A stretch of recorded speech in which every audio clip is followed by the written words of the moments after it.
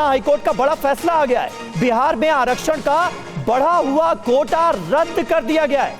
50% से 65% आरक्षण करने का फैसला रद्द कर दिया गया है। यह बहुत बड़ा फैसला है। 65% तक जो आरक्षण की लिमिट बढ़ाई गई थी, उस फैसले को रद्द कर दिया है पटना हाई कोर्ट ने। यानी जो बढ़ा हुआ कोटा था उसे कैंसिल कर दिया गया है। पटना आपको सीधे लिए चलते हैं, रुपेश कुमार वहां से हमारे साथ मौजूद हैं। रुपेश, जरा बताइए फैसले की क्या डिटेल्स अभी तक सामने आई हैं?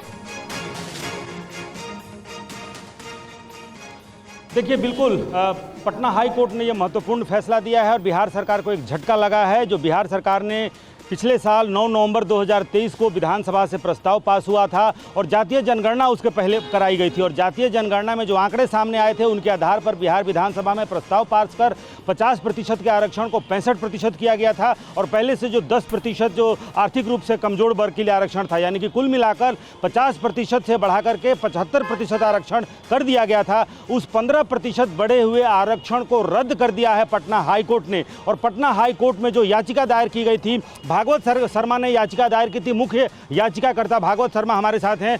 क्या कहा है आज हाईकोर्ट ने? हाईकोर्ट ने रोक लगाया है। हाईकोर्ट ने ये कहा है गलत है। जिस तरीके से बिहार सरकार में जो नेता लोग थे, गलत तरीके से, एक तो बिहार में ये जनसंख्या वाला जो जांच जातीय जनगणना इन्होंने कराया गलत तरीके से, बिल्कुल फर्जी है ये। गलत तरीके से इन्होंने अपने फायदे के लिए, जातीय उन्माद फैलाने के लिए, धार्मिक उन्माद फैलाने के लिए इन्होंने जो काम किया ये गलत था। और उसी आधार पे फर्जी तरीके से इनका जो जातीय जनगणना था जो इन्होंने तैयार किया था, उसी आधार पे इन्होंने बिहार में आरक्षण सबको दे दिया और वो गलत था। बाबा साहब ने कहा था कि आरक्षण 10 साल के लिए लागू रहेगी।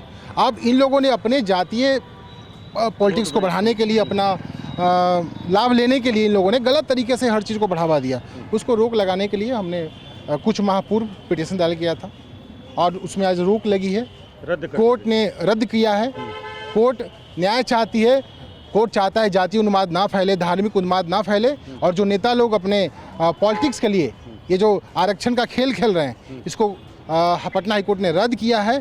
और ये बहुत अच्छी बात है। जिस तरीके से एक वर्ग को आज टारगेट किया जा रहा है, आज सवर्णों को टारगेट किया जा रहा है, पिछड़ा भी हमारे भाई हैं, शेड्यूल कास्ट भी हमारे भाई हैं, लेकिन ये गलत हो रहा है। इसको रोकने के लिए हमने पिटीशन दायर किया था और आज एक लंबे संघर्ष के बाद, एक बड़ी संघर्ष के बाद हमारी जीत हुई है। चीफ जस्टिस की खंडपीठ ने फैसला, हाँ बिल्कुल बिल्कुल, सभी लोगों के सहयोग से हुआ है और सभी लोगों ने इन मामलों को सुना, समझा कि नहीं ये गलत हो रहा है, तभी इस पे रोक लगा है, तभी इसको रद्द किया गया है।